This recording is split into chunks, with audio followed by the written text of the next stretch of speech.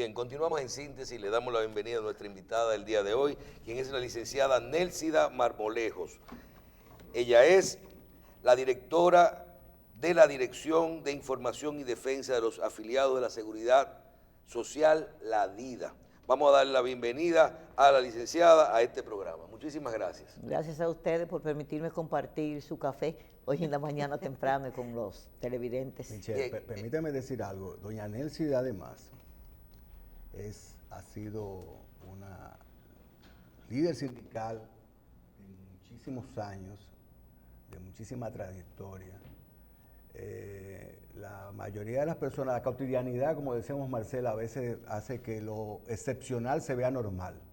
Para mí es una persona excepcional la que vamos a entrevistar, con una gran historia de lucha en defensa de los derechos de los trabajadores y de los derechos de los ciudadanos en sentido general. Y para mí es un lujo que dirige esta institución, esa es mi opinión, y es un honor tenerla acá. Bueno, muchísimas gracias. Yo creo que todo ciudadano lo que tiene que aspirar es a hacer el bien hacer para que las cosas puedan funcionar bien. Y lo demás habla solo. Qué bueno. Doña Nélcida, nosotros tenemos muchos meses hablando sobre la reforma a la Ley de Seguridad Social. Inclusive, hoy discutiendo en los comentarios del programa, decíamos, no, que se aprueba la ley, en qué medida, y siempre decimos que no es suficiente. Vivimos el proceso porque somos de los que procuró a través de los medios que se lograra la reforma. Vivimos el proceso donde se dividió, donde en el Senado, todo esto y en la Cámara de Diputados, en el Congreso, vemos tantos intereses y tantos puntos a discutir en la ley, temas de salud, temas de coberturas, en fin, que los intereses todos se pusieron a trabajar en el Congreso y hacían imposible una reforma a una ley. Hace un par de años el gobierno envió una iniciativa con, vamos a decir, segregando los temas que había menos conflicto, como eran darle atribuciones nuevas a algunas instituciones que tienen que ver con el sistema y cierta independencia, trabajar con lo que eran las comisiones del sistema de pensiones y resolver un tema con unas moras y unos intereses acumulados en el sistema. Háblenos un poquito del proceso de lo que ha sido la nueva aprobación o modificación a la Ley de Seguridad Social que se produjo recientemente, y ese proceso tan complejo donde tantas cosas debieron estar ahí adentro, y solamente vemos algunas que sí son un avance, buenos o malos, son un avance, pero tantas cosas que por los intereses y las luchas se dejaron fuera para un proceso de reforma posterior. Mire, déjeme decirle mi opinión para entrar al fondo luego de la pregunta suya. Nosotros tenemos que acostumbrarnos como ciudadanos a ver el país como lo que dice la Constitución, un Estado social y democrático de derechos. La seguridad social no puede circunscribirse a una ley. La seguridad social es una forma de gobierno. La seguridad social es una forma de Estado, es una forma de sociedad, que tiene que ver no solamente con la salud y la pensión, sino que tiene que ver con la educación, con la vivienda, con el hábitat en sentido general, o sea, el medio ambiente. Eso es seguridad social. Es un concepto de nación, es un concepto de país. Entonces, las leyes que se hacen para ir mejorando uno u otro de los aspectos que tienen que ver con la seguridad social, no están escritas en piedra, pero aquí la escribimos en piedra, la tallamos, y hacerle una mínima reforma es como quitarle un pelo a un león enfurecido. Entonces yo creo que realmente nosotros vamos a tener que... Es una excelente imagen. Yo creo que nosotros vamos a tener que buscar una forma de comportarnos viendo el país como que es de todos y que no es de una parte que está reivindicando una cosa.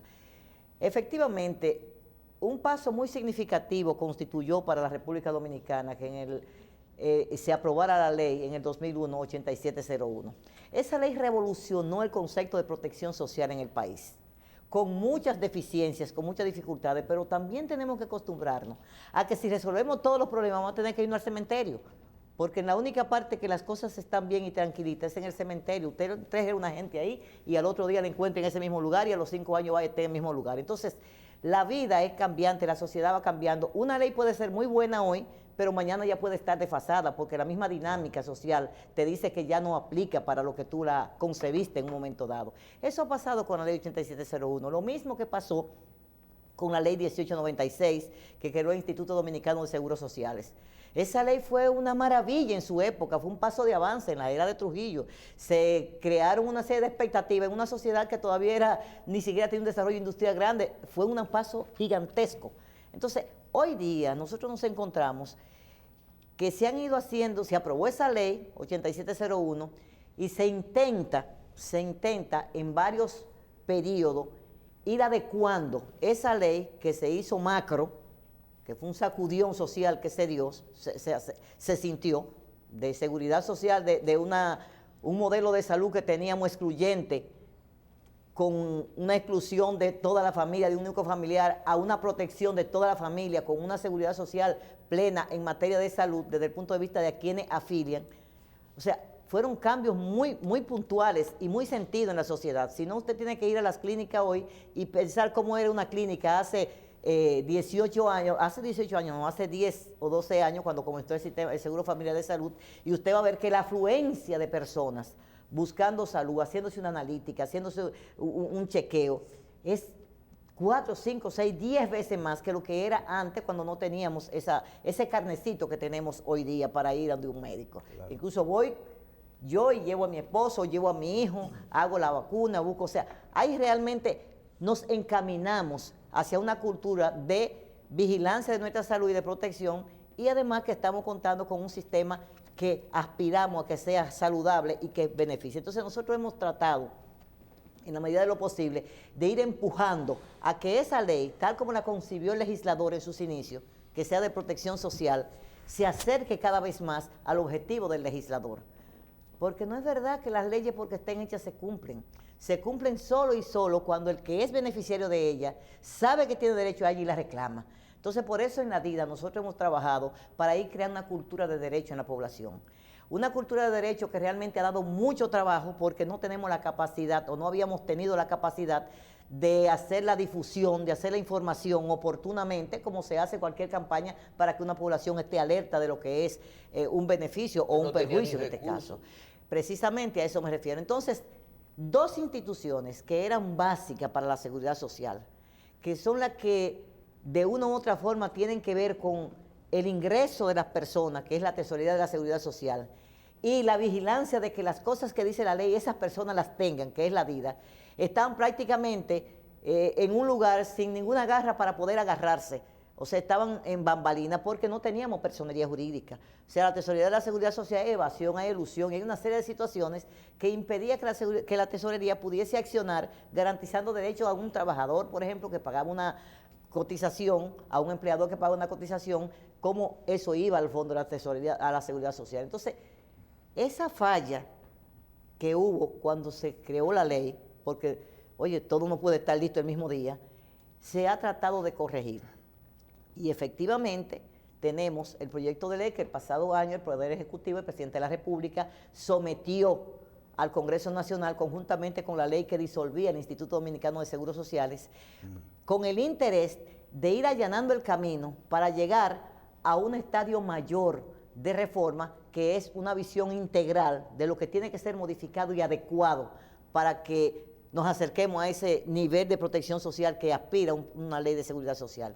Entonces, se aprobó efectivamente, ahora con muchas luchas, como usted dice, un año discutiendo, debatiendo, corrigiendo, poniendo comas, quitando puntos, se aprobó. Y eran 4 puntos. Y eran 4 puntos. Imagínese usted si nos metemos en lo integral. Y eran 4 puntos que yo quiero llamar la atención sobre la importancia y la trascendencia de esos 4 puntos. ¿Por qué esos 4 puntos?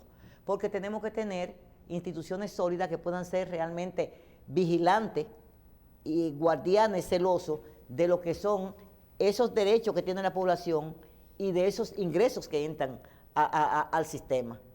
Tesorería y DIDA entonces tenían que estar fortalecidas, robustecidas para aborcarnos a un sistema mucho más incluyente y mucho más proactivo en beneficio de la población. ¿Cuáles fueron esos aspectos, doña? Esos aspectos tienen que ver fundamentalmente con que al tener personería jurídica, la tesorería y la DIDA, y tener además ingresos propios que ya no van a depender de lo que es el presupuesto nacional, porque había muchas bocas y pocos panes. Entonces aquí las superintendencias, por ejemplo, fueron concebidas para ser financiadas por el propio sistema. En este caso también el presidente dijo, bueno, vamos a darle a estas dos instituciones la solidez necesaria para que el sistema pueda tener una base sólida que pueda acometer los cambios que vienen. Un segundo aspecto que fue muy determinante, señores, no era posible que nosotros después de 18 años de la ley en vigencia tuviésemos más de 150,000 personas activas en stop con deudas. Las empresas, más de 150,000 empresas con deuda, 150,000 empresas, no 150,000 personas de trabajadores directos que no podían acceder a la seguridad social porque sus empresas se habla de 600,000 dependientes. Bueno, dependientes, estaríamos con más de 400,000 personas que dependerían de esos 150,000. O sea, el hecho de que en estos momentos más de 500,000 personas puedan acceder a un riesgo laboral, a una pensión, que puedan acceder a un seguro de salud, no subsidiado sino contributivo, eso es un paso extraordinario y trascendente. ¿Pero por qué no podían acceder? Porque las moras, y ahí está el otro punto muy importante de esta reforma, la ley se concibió de una forma tal que puso una traba para garantizar que el pequeño, mediano y hasta el grande pudiese mantener un sistema fluido de cotización al sistema, valga la redundancia. ¿Por qué?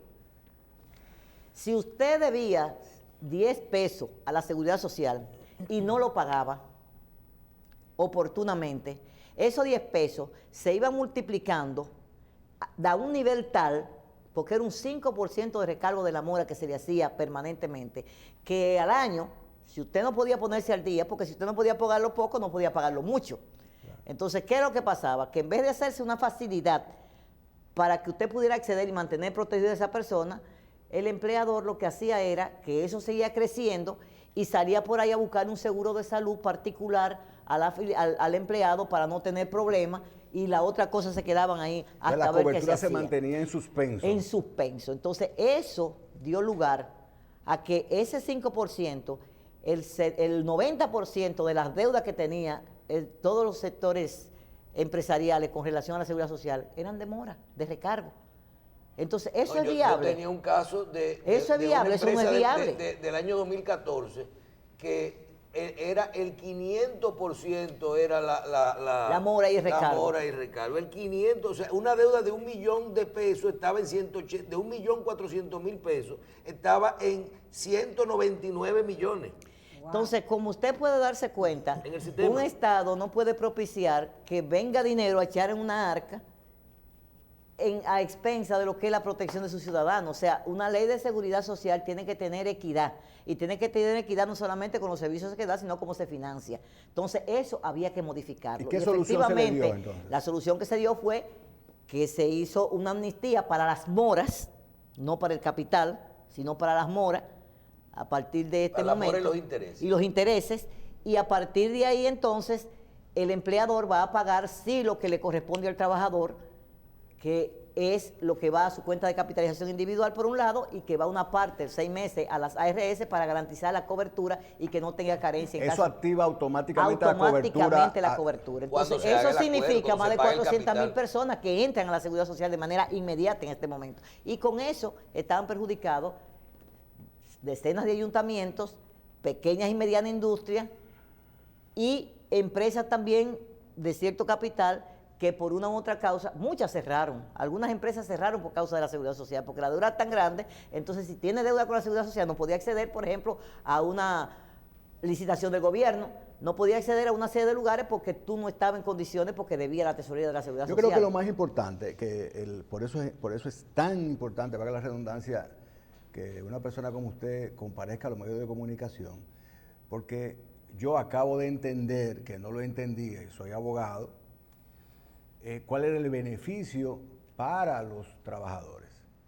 Yo entendía que era un beneficio solo para la tesorería y la vida. Claro, y un beneficio para aquellos deudores que tenían grandes moras o grandes deudas por recargo. Y no entendí hasta ahora que eso va a redundar en beneficio de más de 400.000 personas, de más de 500.000 personas que estaban excluidos, pero además déjeme decir lo siguiente, pero para las empresas también, porque las empresas se vieron obligadas a pagar seguros voluntarios.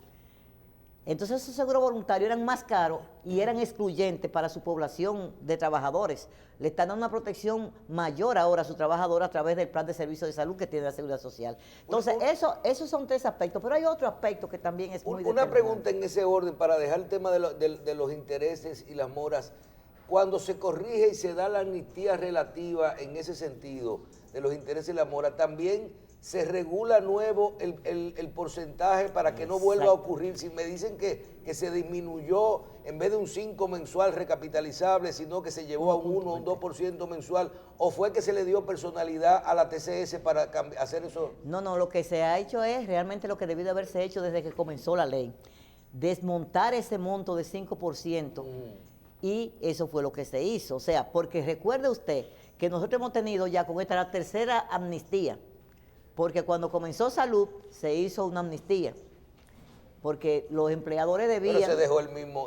Pero se dejó el mismo problema, o sea, se atacó solamente la sombra, pero no el árbol que la proyectaba. O sea, en este momento nosotros tenemos que se atacó lo que teníamos que atacar, que era la base impositiva que obligaba a que el empleador tuviera que pagar un recargo que era insostenible, que no se podía hacer. Entonces, antes quitábamos la deuda, pero la deuda volvía y se reproducía porque tenía una base de sustentación que no era acorde con el sistema económico de una empresa en el país. Si usted debe 10, no me ponga que usted tiene que pagar entonces 50, porque entonces no va a pagar ni los 10, ni los 30, ni los 40, ni los 50. Claro. Entonces, esa situación fue la que ya se desmontó. O sea, a partir de ahora hay una nueva base de cotización, hay una nueva base para los recargos y los intereses. Y eso realmente es un alivio y es una situación que también va a colaborar, porque hay mucha gente también que no importa que le pongan 0, van a seguir debiendo, van a hacer mala paga.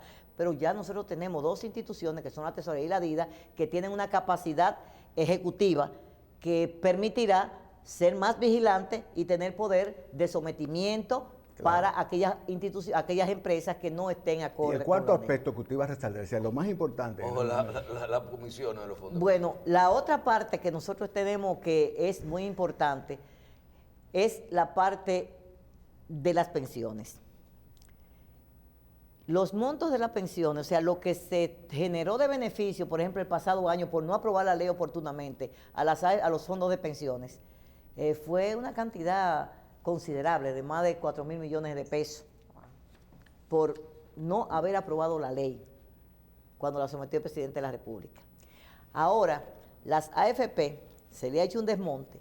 Los beneficios que lo que se va a cobrar ahora es el 1.20, 1.2 de las comisiones, pero ¿qué es lo trascendente y lo importante aquí?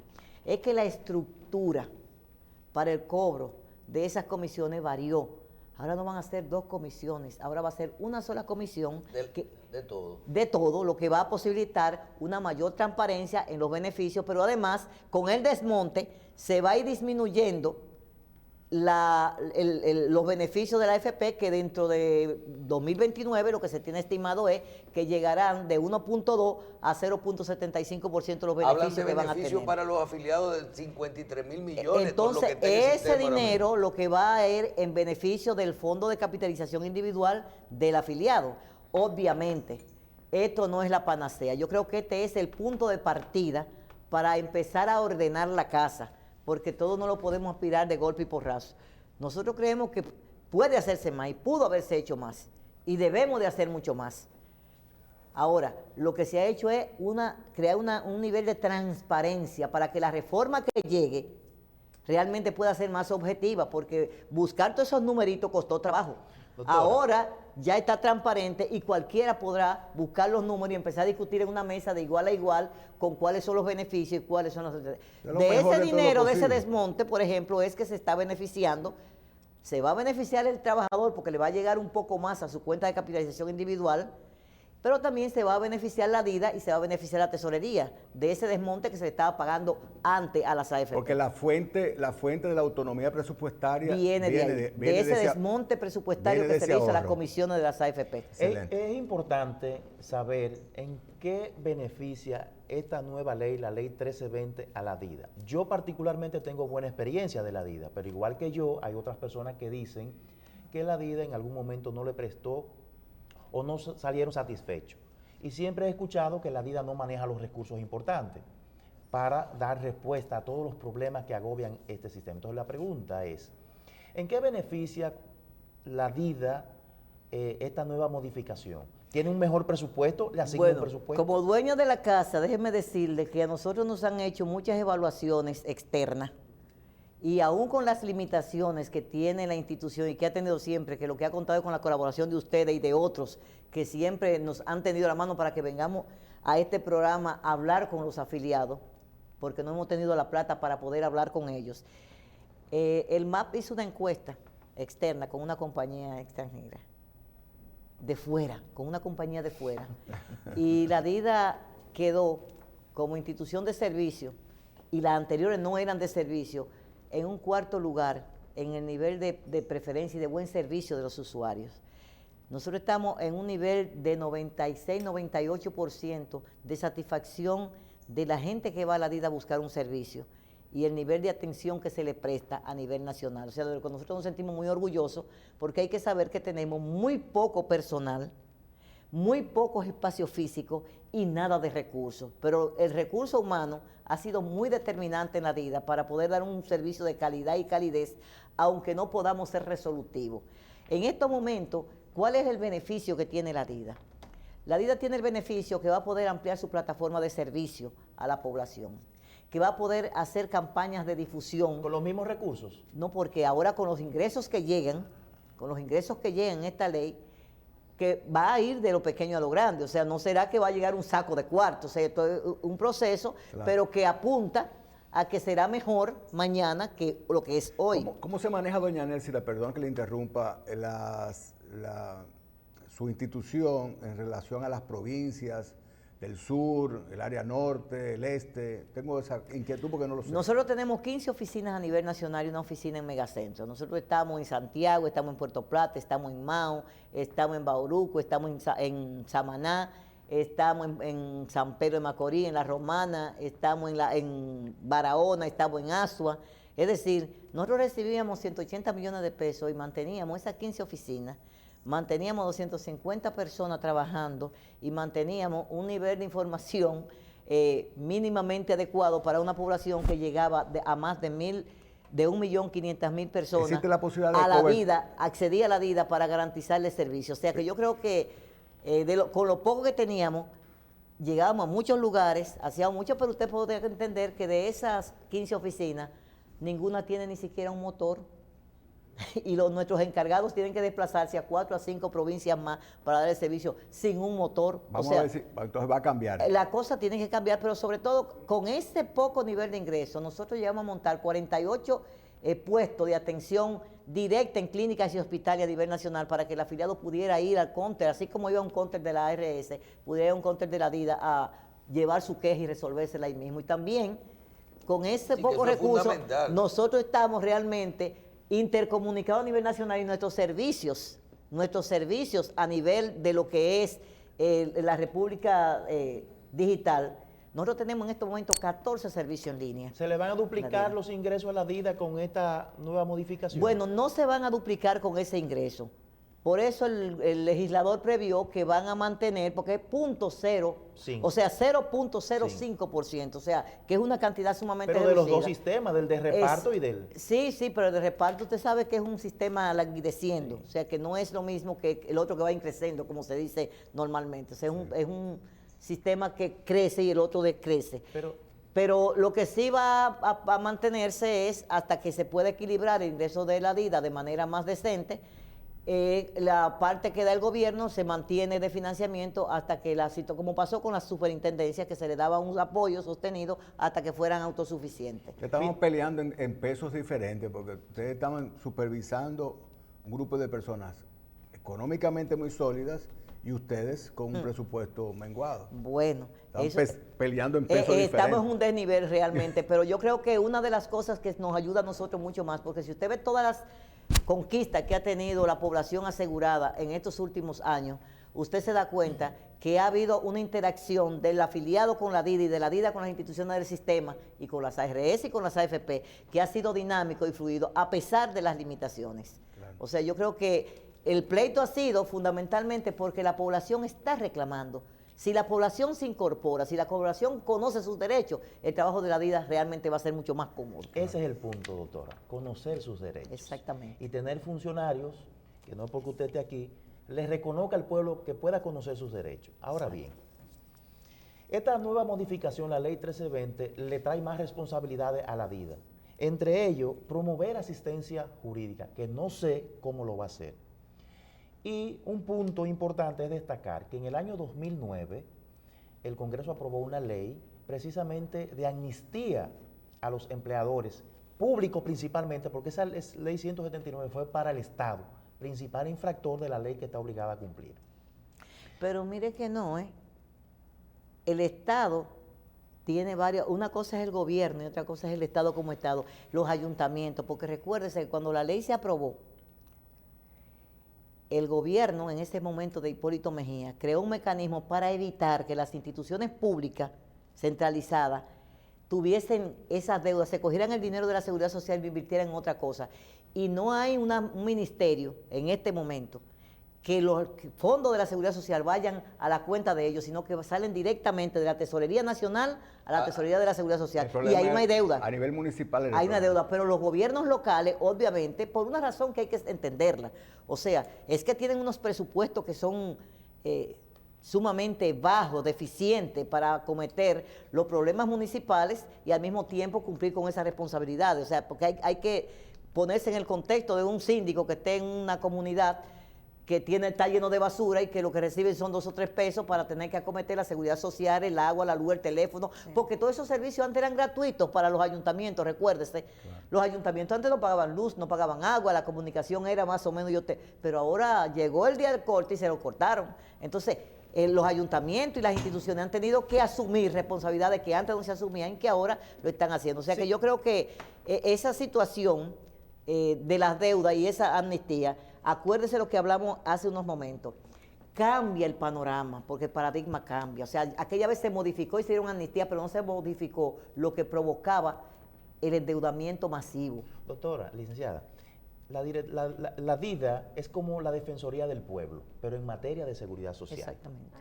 ¿Qué va a evitar que de nuevo los empleadores, porque el problema viene con los empleadores, que son los que retienen esos dineros y no lo entregan, o mejor dicho, no lo pagan?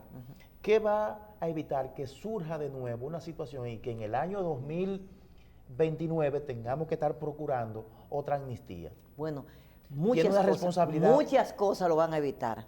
Primero lo va a evitar que tenemos una tesorería fortalecida con personería jurídica que va a tener una serie de mecanismos coercitivos frente al empleador, un empleador que se va a ver imposibilitado de accionar prácticamente en su negocio porque Impuesto Interno va a hacer su papel a través de un bloqueo que le haga la Tesorería de la Seguridad Social a sus actividades. O sea, hay mecanismos ya. O sea, la ley le ha dado consecuencias.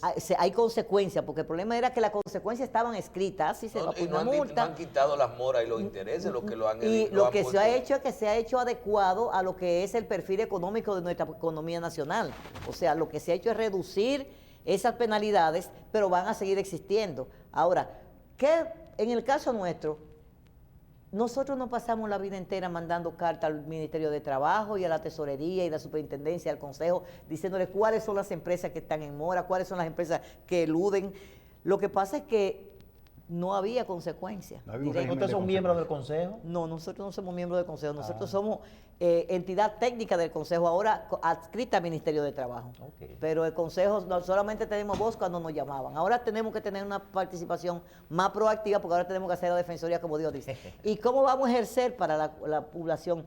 ¿Cómo le vamos a dar ese servicio a la gente? Bueno, nosotros no vamos a sustituir a los abogados, como no lo sustituye el defensor del pueblo. Lo que nosotros vamos a acompañar con mayor capacidad jurídica a la población a instrumentar esos expedientes para que cuando dirijan sus abogados fuera, estos puedan ir con un conocimiento de causa más certero a defender una causa en materia de Es seguridad importante ese social. artículo 29 de esa ley para la DIDA. Sí, señor. Finalmente, licenciada, nos preguntan que en el caso de no se llama amnistía, porque nunca se ha realizado una amnistía del sistema con el tema del valor dejado de pagar, sino con los intereses y las moras.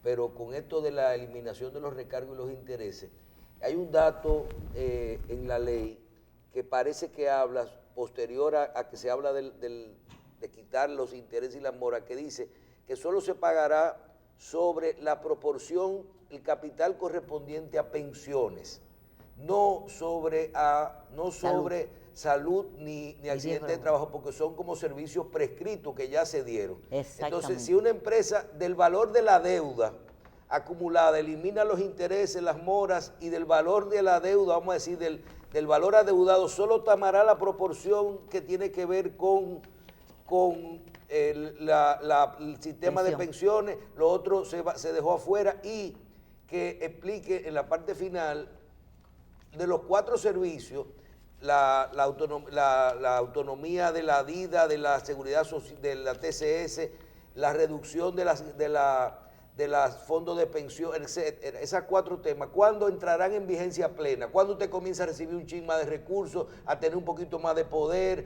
¿Cuándo si se dio un plazo para la reducción de los intereses y las moras? Ese tema. Bueno, fueron muchas cosas al mismo tiempo, ¿no? Pero comienzo de atrás para adelante. Realmente la ley, usted sabe que establecen que en el Distrito Nacional entran a las 48 horas de promulgada, y en el interior del país creo que unos cuantos días después, o sea, 72 horas creo, después en el interior del país, dependiendo de la distancia. Entonces, ya ayer fue publicada la Gaceta Oficial, que da cuenta de esta ley, e inmediatamente yo supongo que ya la Tesorería tiene que tener una pila, como dicen los muchachos ahora, una pila de acuerdos para empezar a pagar lo que estuvieron suspendidos, porque la gente estaba esperando ese nivel de amnistía. Las 3 amnistías que se han dado, que no han sido amnistías, efectivamente. Salud, si yo me enfermé, y eso nosotros siempre lo decíamos, si yo me enfermé y no me dieron el servicio, ¿por qué tengo que pagar retroactivamente ese servicio? Entonces, ¿qué es lo que se va a hacer? Hay un periodo que la ley establece, por ejemplo, para acceder a un derecho, por ejemplo, una enfermedad de alto costo o una operación que hay que hacerle, eso tiene un periodo de carencia en cotización, o lo que es para la mujer cuando está el subsidio por lactancia, que usted tiene que tener, por ejemplo, 8 meses cotizando para ser acreditada a ese seguro, a ese subsidio. Ese periodo, al entrar en vigencia, no se va a lesionar al trabajador, o sea, al afiliado. O sea, que inmediatamente esos derechos le son activados, y por eso se le va a reconocer una parte de las deudas a las ARS, creo que son los 6 meses que dice la ley, de forma tal que el afiliado pueda tener el derecho en el caso de la salud. En el caso de las pensiones, bueno, eso es progresivo. Hay algunas cuestiones que nosotros como DIDA obviamente estamos discutiendo, porque bueno, si me van a pagar retroactivamente a mi cuenta de capitalización individual todo lo que debe el empleador, eso va para el fondo de capitalización individual, y usted me estaba administrando la deuda, todavía el reglamento tiene ya que ser más cauto, porque si yo me lesioné y no me dieron el servicio, si no me dieron el subsidio porque mi empleador no estaba al día y ya mi empleador pagó, ¿qué pasa? Entonces, hay cosas todavía que nosotros tenemos como defensores del afiliado que tenemos que conversar, sobre todo lo que tiene que ver con el seguro de vejez y discapacidad, que es un poco menos proactivo, como es la salud, pero por eso no menos importante. O sea que hay que ver, porque si hay un capital que entra ahí, y entra desde que me lo debían, entonces, ¿qué pasó cuando tuve el problema y no me asistieron? ¿Cuándo es que entran en vigencia? ¿En 2 meses? Ya, inmediatamente. Inmediatamente fue El promulgado. lunes ya. El lunes no, ayer. Ayer cuando se promulgó ya entra en vigencia. Transición, sino el plazo legal. Licenciada, gracias. Yo Gracias a creo que el país gana con esta modificación, y ojalá que la gente, que usted se anime y que esporádicamente, ahora usted mencionó el reglamento, que mantengamos claros y edificados tanto a los empleados como a las empresas y a las instituciones sobre todo lo que es esta reforma, su reglamento y sus avances. Y esta reforma es el paso, el primer escalón para acometer la reforma integral en la cual tienen que integrarse todos los sectores laborales, los empresariales, o sea, la comunidad, de las organizaciones de la sociedad civil que están trabajando el tema de salud, porque una reforma integral, señores, la seguridad social es de todo, no es solamente del gobierno, del empleador, del trabajador, es del país, es un proyecto nación y como tal tiene que acometerse. Entonces, esto de ahora es la entrada de lo que tiene que ser una modificación integral de esa ley, porque decimos que hay que ir haciendo todas las adaptaciones que se necesiten para que la sociedad pueda tener un mayor nivel de igualdad y de protección. Perfecto. Bien, muchísimas gracias, licenciada. Gracias. Nos acompañó la licenciada Nelsida Marmolejos, directora de la Dirección Nacional de Información y Defensa de los Afiliados de la Tesorería del Sistema de Seguridad Social. Muchísimas gracias por estar con nosotros.